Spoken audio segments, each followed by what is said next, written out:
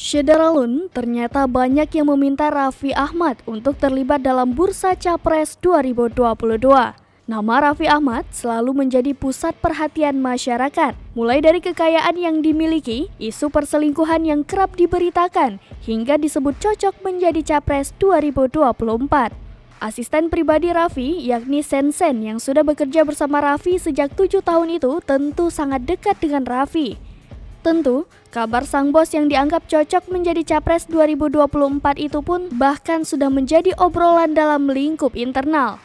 Dikutip dari YouTube Melanie Ricardo, pada Selasa 31 Mei 2022, Sensen mengaku bahwa banyak pihak yang meminta Raffi terkait menjadi Capres 2024. Kendati demikian, Sensen mengatakan bahwa Raffi masih memilih untuk berkembang di dunia entertain dan fokus berbisnis. Raffi belum tertarik untuk menjadi pejabat, mulai dari wali kota hingga capres.